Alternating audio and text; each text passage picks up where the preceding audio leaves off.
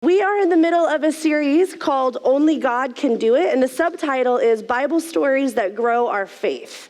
So many of the Bible stories that we've been going through in this series have been familiar to a lot of us, even if we didn't grow up in the church. Last week was David and Goliath. Most people everywhere know the story of David and Goliath in some way. For me, I grew up in the church in the 80s. And so I learned all of my Bible stories on something called a flannel graph. How many of you guys remember a flannel graph? I can remember what they feel like. I can remember what they smell like. Flannel graphs were just an easy way to tell Bible stories to kids using fabric that you put on. Full disclosure, all of the Middle Eastern Bible stories were always portrayed by white people. I don't know what that's about, but that's how I remember the stories. The story we're going to talk about this morning, I remember this story on a flannel graph. I remember it. I know exactly what the pieces on the flannel graph look like. This is really no big setup for our sermon. I just thought it was funny as I was prepping, like I can see it on the flannel graph. And we have a lot of Bible to cover this morning, so we don't have time to have this whole opening illustration. So we're going to jump right in. Are you guys ready? Our time this morning is going to be spent in Daniel chapter 3. So if you have your Bible and you want to open it up to Daniel chapter 3, otherwise we'll have it on the slide. We're going to kind of jump through. It's a lot of text, but we want to kind of tell the whole story and talk about it as we go.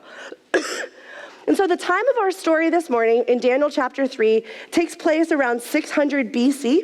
And this is during the Babylonian exile. So in Daniel chapter 1, when the book of Daniel opens, we learn that a guy named King Nebuchadnezzar of Babylon came to Jerusalem, laid siege to the land, and the Lord allowed this to happen. The Lord's allowing of the people to be exiled out of their homeland into Babylon was response to their unfaithfulness to him, their breaking of the covenant that they had made with Yahweh. And so he allows them to be taken into exile. We learned that King, I'm going to call him Neb from now on. Is everyone okay? If I have to say Nebuchadnezzar 100 times with this cough, we're never going to get out of here. So we're going to call him Neb. So King Neb plunders the treasures of Yahweh's temple, and he takes them and he sets them up in the temple of his own God. He takes some of the members of the royal family of the Israelites and takes them to Babylon into his own palace. It's there that he attempts to sort of erase their Jewish identities and make them into Babylonians. And they do this through a couple of different ways. They give them a full Babylonian education and train them for 3 years. And they actually even rename them. They give them Babylonian names. And so the Jewish people that go and are taken, 4 of them, their Hebrew names are Daniel, which you might recognize is the book of Daniel that we're in, Hananiah, Mishael, and Azariah. How many of you guys remember who those people are? Shadrach, Meshach, and Abednego. Do you know it because of the flannel graph? I know it because of the flannel graph. So Shadrach, Meshach, and Abednego and Daniel, they do great. The Lord gives them wisdom, and the king ends up finding them so much more wise than any of his magicians and astrologers, and he causes them to prosper in the land. And so they get promoted to positions of high responsibility. They do really well as captives in a foreign land. They're doing really well in the eyes of the king. And so Daniel chapter 2 focuses on Daniel in the lion's den and a story there that we don't have time to get into, but Daniel 1 and 2 and 3, all the way to 7, and the rest of the Bible, it all goes together. And so if you are a Bible nerd, if you liked Kenny's sermon from last week and you love all of the little details, we have such a long story today, we don't have time to do all of that, but I have a podcast episode for you. You can go to the Bible Project podcast, episode 121. Put it in your Apple Podcast. This episode is so fun. It will literally teach you all of the ways that these chapters of Daniel connect, that really enliven the story that we're going to look at today. But this morning, we're going to jump ahead to chapter 3, where we meet up with Shadrach, Meshach, and Abednego, and we're going to pick up the story here, okay? So let's jump right in. Chapter 3, verses 1 through 3. King Nebuchadnezzar made a gold statue 90 feet high and 9 feet wide. So pause real quick already. If we were to go back and read Daniel chapter 2, it's connected. This statue is connected to a dream that he has that Daniel interprets in chapter 2. And so because of that connection, we can likely infer that this statue was probably of King Nebuchadnezzar himself. And it was sorry, was 90 feet high. If you're like me, how many of you are like measurement challenged? Like if someone was like, I'll give you $1,000 to guess how far from here to that wall, there is not a chance I could come close to winning $1,000. Not a chance. I'm so bad at it. So for those of you who are like me, 90 feet tall is if you were to take the Hollywood sign, which you can see driving down Pennsylvania Avenue to my house. You can see it on the hills. If you took that sign and you doubled it, that sign is 45 feet high. If you doubled it, think about how easily from this far away we can see the Hollywood sign. This thing was double that height. So 90 feet high and 9 feet wide. And probably looks like Nebuchadnezzar himself. So he set it up on the plain of Dura in the province of Babylon. King Neb sent words to assemble the satraps, prefects, governors, advisors, treasurers, judges, magistrates, and all the rulers of the provinces to attend the dedication of the statue King Neb had set up. So he assembles all of the important people from the whole empire, everywhere that they govern. All those important people gather together, including likely anyone who is a citizen in that area. They all come together. This is a who's who of the Babylonian Empire. Now, the text doesn't tell us how many people were gathered for this dedication, but some commentators estimate that due to the size and the scope of the empire and all of the important people from all of those areas that were gathered, it was likely thousands, if not tens of thousands of people gathered for the dedication of this statue.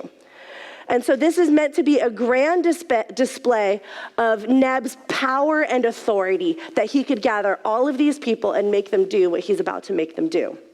So it's a massive political spectacle. Verse 4. Oh, sorry. Oh yeah, they repeat it again. So all those important people come and they stand before the statue that Neb sets up. Verse 4, a herald loudly proclaimed, people of every nation and language, you are commanded, when you hear the sound of the horn, flute, zither, lyre, harp, drum, and every kind of music, you are to fall face down and worship the gold statue that King Neb has set up. Whoever does not fall down and worship will immediately be thrown into a furnace of blazing fire. And so they do this. The music plays, and the people bow down immediately, almost mindlessly, right? Like, that's what he wants, a call and response. Like, you hear the music, you don't think about it, you just do what I say. And if you don't do it without thinking about it, sure death, immediate death, thrown in the fire. What he wants is immediate, mindless compliance. And so this happens. They play the music, and all the people bow down immediately. If we jump ahead to verse 10, some of these high up guys, they come to Neb and they're like, hey, you're so great, king. Oh, remember how you said that, when all of this music happens, that the people are supposed to fall down immediately? Remember when you said that? Well, verse 12, this is what we would have called, when I was in high school, we would have called these guys narcs. Is that still used? Do people still use narcs? Yeah. Mackie? Yeah? Mackie thinks she's old now. She's no longer my youth check. But we would have called these people narcs, okay? So these guys, they narc, and they say in verse 12, well, there are some Jews you have appointed to manage the province of Babylon, Shadrach, Meshach, and Abednego. These men have ignored you, the king. They do not serve your gods or worship the gold statue that you have set up. These guys were likely jealous that these Hebrew guys were given positions of power, and they go and they tattle on them. Then in a furious rage, Neb gives orders to bring Shadrach, Meshach, and Abednego to him.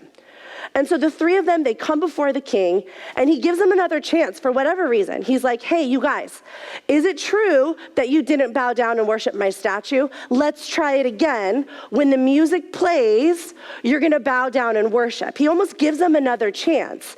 And then he ends it with this, because who is the God who could rescue you from my power? This is a threat, saying, you're going to want to do this because there is no God that could rescue you from my power. What he's saying is, what God could possibly exist that could save you from what I'm promising to do to you? How many of you guys know it's really not a good idea to tempt the God of creation, right? And so these three likely young guys, this is how they respond to the king. Shad, Mish, and Abed replied to the king, Neb, we don't need to give you an answer to this question. If the God we serve exists, then he can rescue us from the furnace of blazing fire, and he can rescue us from the power of you, the king. But even if he does not rescue us, we want you to know as king that we will not serve your gods or worship the gold statue you set up. So I want to pause here and I want to just notice a couple things about their response. The first thing I want us to notice is the tone of their response. This is not a prideful tone. It's not aggressive. They're not defensive and defiant. They're not indignant. They're not mouthing off or being disrespectful to the king under whose authority they are. Their tone, rather, is firm. It is confident, and it's measured. They understand their situation. They understand what's at stake. And they know what being faithful to Yahweh will cost them. And so they respond accordingly. They choose faithfulness to Yahweh and just trust him with the results. They decide to practice faithfulness to Yahweh, knowing full well what it means, and they entrust the outcome of their faithfulness into Yahweh's hands. It's out of their hands. Second thing I want to note quickly about their response is what it is that they're defiant about. The three men had been serving in the king's palace for some time now. They had accepted new names. Could you imagine if someone was like, what's your name? Kenny? I'm going to call you Bob. You're like, I'm not Bob. I'm Kenny, right? They're just told, like, no, that's not your name. And their names meant something. It had meaning. It had identity and value to them. They're renamed. They're retrained. They're indoctrinated. They're given a new culture that they must adapt to. They've undergone a Babylonian education, had much of their identity stripped away from them. And while all of this likely felt very unfair and uncomfortable and even insulting, they navigated their exile with godly wisdom in a way that even earned the king's favor. They acted wisely in response to the personal offenses that they would experience over and over again, day in and day out, likely. But now they face a direct offense against Yahweh. They're being instructed to directly offend Yahweh himself. They're being told that they must violate the first and second commandments of the covenant that their people made with Yahweh. You shall not have any other gods besides me, and don't worship or bow down to any false image. Bowing down to the idol would be a direct betrayal of Yahweh, and they won't do it. This is where they draw the line. And so they choose to risk their lives rather than be unfaithful to him. And the last thing I want to mention about their response is this tension that they hold. They say in verse 17, if the God we serve exists, then he can rescue us from the furnace of blazing fire, and he can rescue us from the power of you, the king. So when they say if the God we serve exists, they're not saying like maybe he exists or maybe he doesn't exist. They're responding to him saying what God exists that could save you from me. And they're saying, well, if the one that we serve exists, he's able to rescue us both from this immediate threat of going into the fire, but also from anything that you think is in your power to do to us. He can save us from this immediate threat and anything else that might come. He can. But then here's the tension they hold. They're confident that God is able to rescue them from the fire, from the threats of the king, and from anything else that might be done to them. But then they add verse 18, but even if he does not, even if he does not, we know that God can, right? We know that God, we hear stories in the Bible, we hear testimonies all the time of God doing crazy things. And we're like, man, I didn't know that that was possible. We know that God can do crazy things.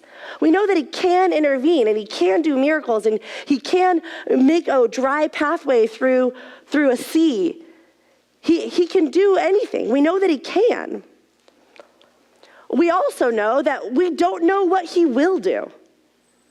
How many of you feel like you've got a pretty good handle on what God will do on any given day? I've got no idea. I can't pin it down. Just when I think I know exactly what he's going to do, out of left field comes this thing I would have never expected. For better or worse, right? Sometimes. We can't presume to know the mind of God. But these guys are basically saying, regardless of what he will do, we know what we will do. While not knowing what he will do, we are still sure of what we will do. Amen. We will choose unconditional loyalty, unconditional devotion. They choose to respond to the unconditional love of Yahweh with unconditional love for him in return, not based on what he might do for them. If they knew for sure that he would rescue them, their faith wouldn't be nearly as astonishing, right?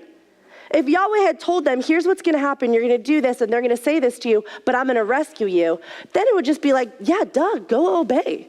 Like, you're probably going to be a part of something really cool that's going to like go down in history, and we're going to be studying about it like thousands of years later, right? Their faith is not in knowing for sure what God will do, but in knowing for sure who God is.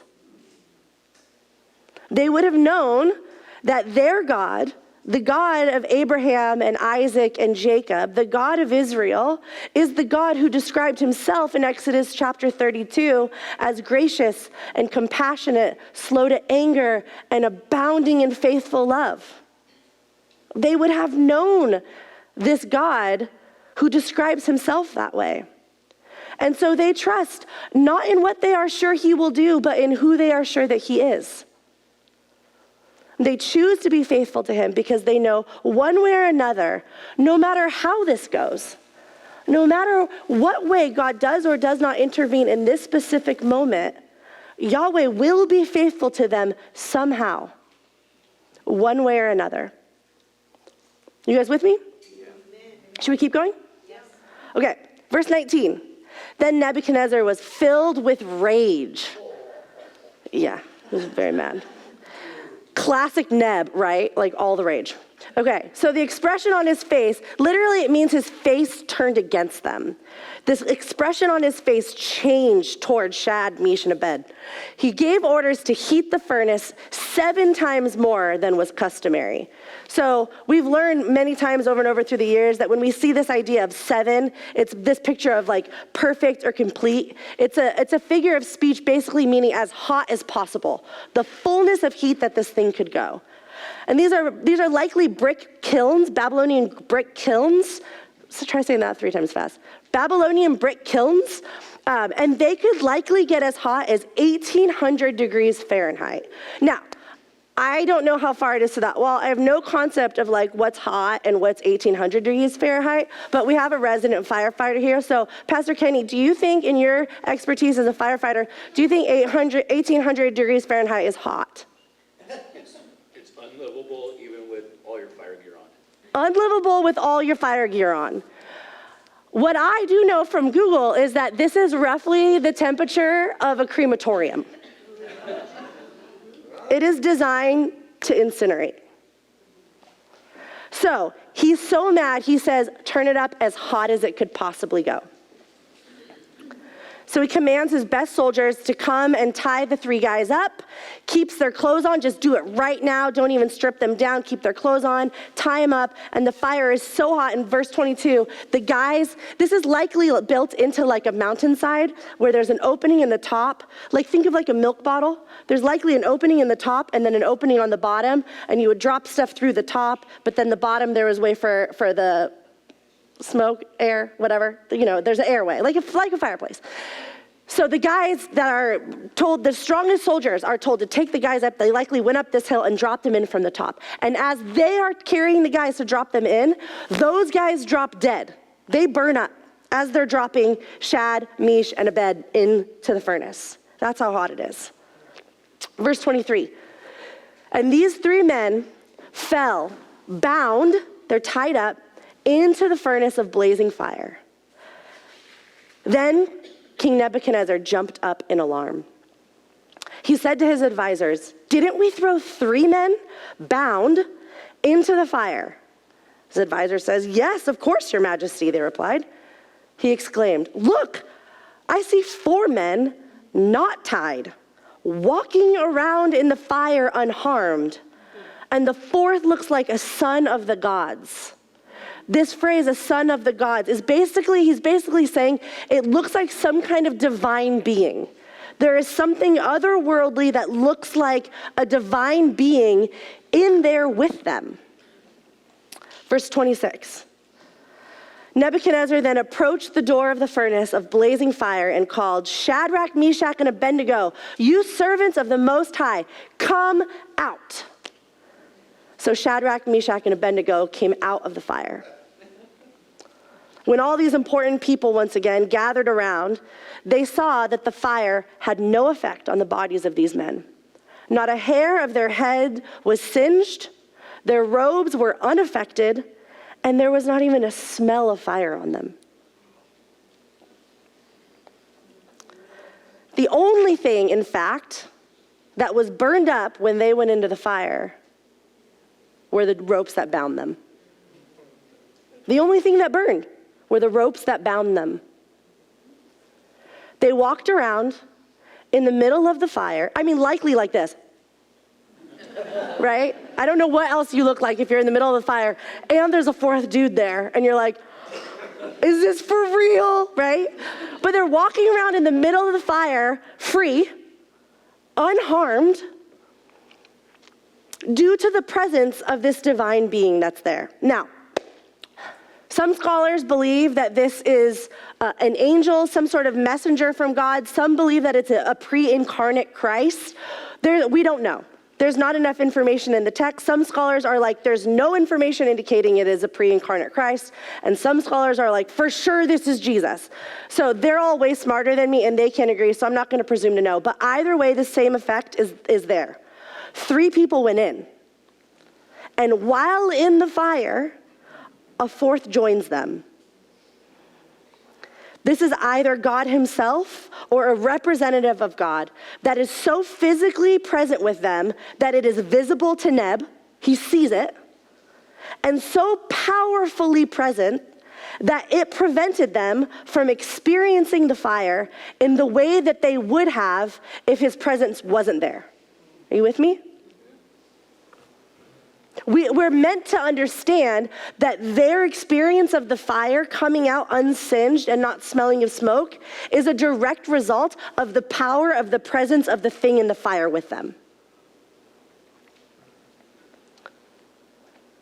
The presence of God, whether directly or through a messenger sent by God himself, changes their experience of the raging fire they've been thrown into. Physically, for sure, right? How about mentally? I think mentally they're a little less stressed than they were when they were climbing up that hill. Spiritually, emotionally, everything about this experience has changed for them. Now, God could have rescued them a number of ways. Like, I wouldn't have seen this coming. Okay, so if we're their friends and we're like, they didn't bow down, they're gonna get in trouble, let's start praying for them. We're probably gonna pray like, I pray that no one saw them standing and not bowing, right? That like God would just honor their faithfulness, but they wouldn't get in trouble. And then when they get in trouble, I'd probably play like, oh God, just change the king's heart. Like make him not go through with it. And then when they're walking up there, I'd be like, send an earthquake, I don't know, like do something to stop it. I wouldn't think once they're in the fire, show up yourself or send a messenger and make it so that something that's not actually in my imagination could be possible would happen for them. I wouldn't even think about it. I wouldn't think of it.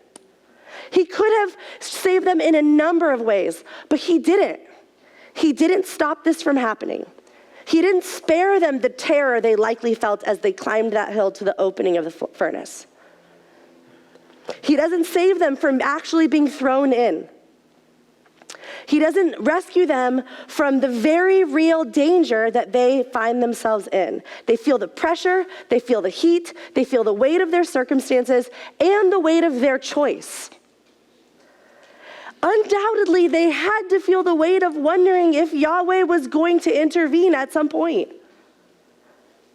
And was it on their way up, they were just sure and resolute?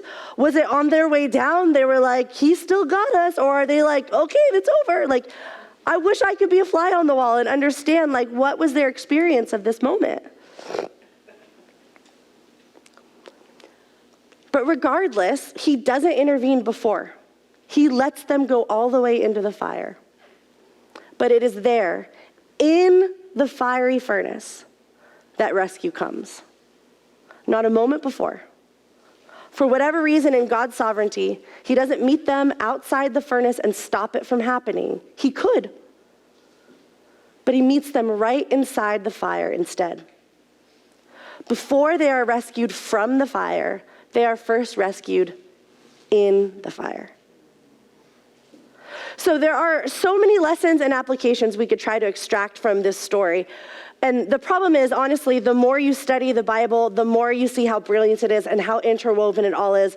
And really, you could do like a huge series on this whole story and all of the details. But we got to rein it all the way in to one main idea that I want to leave us with this morning that I think that the Lord has for us.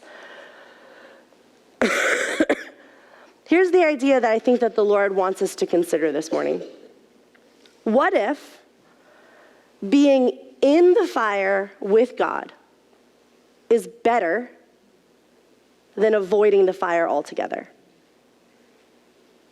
What if being in the fire with God is actually better than having avoided the fire altogether?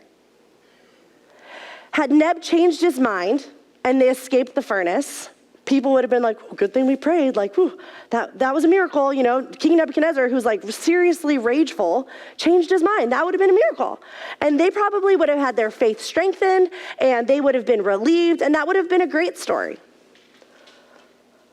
But how do you think these guys were changed by experiencing the power of their God so strongly that the hottest furnace didn't even singe a single hair or make them smell of smoke at all? And what about the great spectacle of people that are watching this happen? This multitude that are there to watch the power and authority of King Nebuchadnezzar be on display, seeing the power of the God of the Israelites on display, unmatched by the power of King Neb. We're even told in the remaining verses of this chapter that King Neb himself bows down to worship Yahweh, their God, in response to this. These guys, their obedience in the face of this incredible trial opens a way for the power and glory of their God to be on display for the entire empire of their oppressors to see. And their obedience in the face of this incredible trial enables them to stand unharmed in the fiery furnace with the presence of God protecting them and transforming their experience of this moment from utter horror to overwhelming awe and wonder, all while still standing in the fire. I would like to put forth that it is in the fire that the power of God is most strongly displayed. It is in the fire that the magnitude of his mercy is manifested. It is in the fire that the intimacy of an ever-present Father is experienced. It's natural for us as humans to want to protect ourselves, right? To insulate ourselves from hardship, to avoid pain and suffering. I myself am not running towards it. I'm not like, this way or this way. This way looks like it might be really painful and really hard. I'm going for it, right? Like most of us aren't making life choices that way.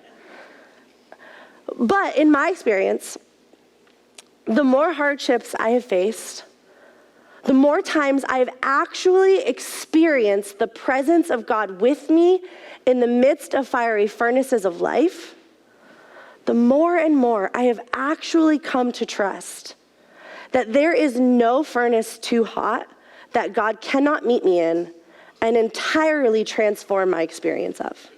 Amen. That changes the way we look at hardship. It changes the way that we look at things that go wrong in our life, dreams that don't come true, illnesses that don't get cured, hopes that are deferred. These things that we come through that cause us pain and suffering, the more we learn that we can actually experience the presence of God in those moments of pain, and that those moments of pain are somehow miraculously transformed into opportunities for intimacy. Until you experience that, you don't know what the miracle actually could be. And I feel so grateful for the hardest parts of my life, because I can look at them and I can see that God showed up. And when he enabled me by his grace to lean in, not only did I survive those moments, but even if I hadn't, the God that I experienced became so much more real, so much more alive, so much more visibly and vibrantly who he says that he is, that honest to God, I stand here today and I say, if I could go back and change some of the hardest moments in my life, I wouldn't do it. I truly wouldn't. If you don't know me personally, you might be like, I'm not buying it. I'm telling you right now, I wouldn't. And those moments have been hard. And dreams have been dashed and people have been lost. And I wouldn't trade it. Because I know what God is capable of doing. And nothing that is lost, he won't restore and redeem. Nothing. The kind of redemption that is possible in the middle of the hardest of circumstances, when we cannot see a way out, when there is no way forward to be found, that kind of redemption is the kind that only God can do. And no fiery furnace, no power of man, no scheme of hell can come against it. It is just as much of a miracle when God saves us from undesirable circumstances, which I pray for it. Don't not pray for it. Don't not ask God to take this cup from you, right? Jesus did in the garden. Like, if there's any other way for me to not go through this, like, take it from me. We can ask God, like, could you help me not go through this? But it's just as much of a miracle when he makes us not go through it and saves us from it, as it is that when we do go through it, that the God of creation joins us in the fire. The one who can order the universe with his words. The one who looks at raging storms and calms it with his voice. The one who can raise the dead back to life again. That one, he is with us. Tangibly, through the presence of his Holy Spirit, he is with us. And powerfully, he is with us. There is nothing that this God who is with us cannot do. We know he can do anything, right? If you can raise someone from the dead, you can do anything else. I'll buy it, right? There's nothing that he can't do. But the tension is that ultimately, we just don't fully understand why he does certain things and why he doesn't do other things, right? And so even as I'm talking, you might be thinking of things and you're like, but God could have just stopped this, or he could have just fixed this, or he could have just healed this. He could have done it another way. I'm with you. I'm with you. I prayed that my dad with a terminal illness wouldn't die, and he died. I prayed that my body that was given a specific diagnosis wouldn't be given that diagnosis, and it did. I'm with you. I don't understand. We do not know the mind of God. We do not know the ways of God. I'm with you. We are all together in the human experience. We have such limited understanding of why God does what he does. And so in that tension of knowing he can do anything and not knowing what it is that he will or won't do, the question before us becomes, what are we trusting God for? So when we're experiencing hard things of life, or we're trying to discern and we say, like, I'm just going to trust God, what are we trusting God for? Is it that we're trusting that God will hear my prayer and do what I want him to do? Am I trusting that he's going to make this turn out the way that I want? And so I'm just going to trust him. I'm just going to trust him that he's going to do it this way. Or I'm just going to trust him that he's not going to let that thing happen to me or my loved ones because he's good and he loves me. So I just trust him. He's not going to let it happen. Those are hard things to hold in tension, right? Because we want to trust him with those things and we believe he can do all of those things. But I would argue that I don't think that that's what we're trusting God for when we talk about that we want to learn to trust God. The Bible never promises us that if we remain faithful to God, we'll be kept from anything bad happening, right? Or we'll get everything that we want. In fact, if anyone preaches to you a gospel that tells you if you follow Jesus and you give a certain amount of money, the bad stuff won't happen and all your dreams will come true, run as fast as you possibly can because it's a false gospel. Look, our King of Kings and Lord of Lords was crucified on a cross. And we walk with him towards that end. Jesus himself says in John 16:33, you will have suffering in this world. You will. It's going to be hard. You will find pain and hardship and sorrow on this road that you walked. And so we're not trusting that God's going to do the thing that I want him to do, or that he's going to spare me from the thing I'm afraid of having to go through. Jesus tells us what we are trusting in the next part of this verse. He says, but be courageous, or take heart, my friends. I have conquered the world. I've already won.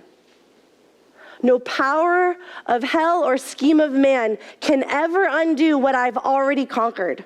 And so no matter how hard the road gets, no matter what you might face, what we actually are ultimately trusting God for is that he is who he says he is, and he will do what he says he will do. We are ultimately trusting that God is who he says he is, that he is gracious, and he is compassionate, and he is slow to anger, and he is abounding in faithful love. He is kind, and he is generous, and he is good. And so as I see my circumstances and the hardships that I go through new lenses where I'm trusting God doesn't look like I'm trusting him to do what I want. Trusting God means no matter what it looks like, I'm actually anchored in you are good and you are faithful and you are for me, and I can be steadfastly faithful to you no matter what it costs me because you will remain faithful to me no matter what it looks like. Even if I go right into that fire, even if those guys didn't come out the other side, if instead of being ushered out of the fire into the presence of the king of Babylon, if instead they were taken out of the fire and ushered into the presence of the King of Kings, do you think they would have been disappointed? No, so either way, they're like, it's in God's hands. If God is who he says he is, if he's good and he's faithful and he's for us and he loves us, that's what we're trusting in. And we can trust what he promised. What has he promised us? We could be here all day, right? Here's a few. He's promised that if you invite him to be with you and live your life with him, he has promised that he will never leave you or forsake him. There is no outrunning of him that you can do. He will never leave you or forsake you. He has promised that no matter what you face, he is your very present help in times of trouble. Very present. He promises that even when we can't understand, somehow he, in his sovereignty and all powerfulness, is able to work all things together for the good of those who trust him and are called according to his purposes. And so when I see the hardships of life coming, when I'm being hiked up that hill to a fiery furnace to be dropped down in there, nothing as bad as that, right? But in theory, I'm not thinking like, oh, okay, here's the way. God, here, I figured out a way that you could get me out of this. Here's what I want you to do. I want you to do this one thing. Don't limit him. Don't limit him. You say, God, here's who I know that you are. And here's what I know you have promised. And so whatever may come, I trust you. Whatever this might look like, I trust you. If that kind of faith feels so far off to you, friends, that's okay. This road of discipleship that we're walking, learning from Jesus how to live like him, day by day we are being strengthened. We are being changed into people who can live in response to God's faithful love with faithful love to him in return. We're learning. It's a process, and we're not alone. We are given the Holy Spirit who can enable us to have faith that we couldn't possibly muster up on our own. And so ultimately, we are trusting that no matter whether we can see it or not today in our present circumstances, what we're trusting is that rescue is on its way. All will be renewed. This is the whole trajectory of Scripture, that all will be renewed, all will be restored. There is nothing that has been lost that God is not capable of restoring and redeeming in the renewal of all things. And so, whether in the immediacy of our circumstances or in the future redemption of all things, we trust in the promises of God. Amen? We fix our eyes not on what we can see and understand, but on what is unseen and sure. And we trust that whether or not we can see how, the God who is with us will stay with us and will be faithful to us. And so I want to invite the worship team back up. And I want to move us into a time of response worship. This is not a time, we can often feel like, okay, let's shift gears. That means lunch is almost here. I'm going to get up and I'm going to leave. I just want to invite you to just stay present right now in this moment as we move into worship. You've just listened to me say a lot of things and not cough as nearly as much as I thought I would, which that's a miracle. Let's just call it what it is. We saw a miracle this morning. But I want to move us into a time of worship and really try to help us posture our hearts to hold whatever it is that we need to trust the Lord with before him this morning. All of us have things that are weighing on us, hopes and dreams, situations that we can't see how they'll get better, hardships that are coming up, whatever it might be. And I believe that there is an invitation from the Lord this morning to ask him, Lord, how can I trust you more in this? What does it look like, maybe practically, maybe as a posture shift, maybe mentally as a way of thinking? What would it look like for me to trust you with whatever this thing is? And then to pray that with him, to tell him, Lord, I trust you with this. No matter what it looks like, I trust you with it. If you need help to pray that, if you need to invite someone in to hear what it is you're holding and have someone pray that for you because you don't think you can muster up the courage to pray it for yourself, there's going to be people at the back that would love to pray for you, that are safe people to go and receive prayer from. But to kind of help set our hearts up for this, I want to read over you a passage from 2 Corinthians as we move into worship. So whenever the team is ready, they can just start playing. And I want to read this passage over to you. It's the Apostle Paul's words. And as we do this, we join with all of the saints across the globe, but all throughout history who have experienced the exact same tension that we experienced that we've talked about this morning. We've all experienced that same tension. Every person who has walked trying to follow the God of the universe has experienced this tension. And so we join with them as I read this passage over to you. And I'm going to invite you to stand. We can hit the lights, Tyler. And so just maybe close your eyes and join in with this prayer, this passage, this truth that we want to declare this morning in the midst of our circumstances. 2 Corinthians says, we are afflicted in every way, but not crushed. We are perplexed, we're confused, but not in despair.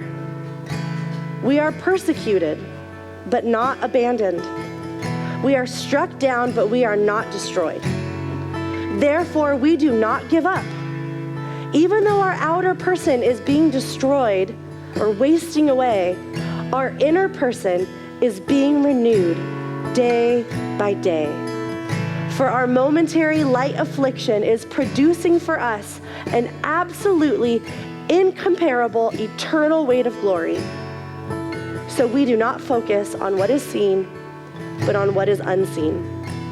For what is seen is temporary, but what is unseen is eternal.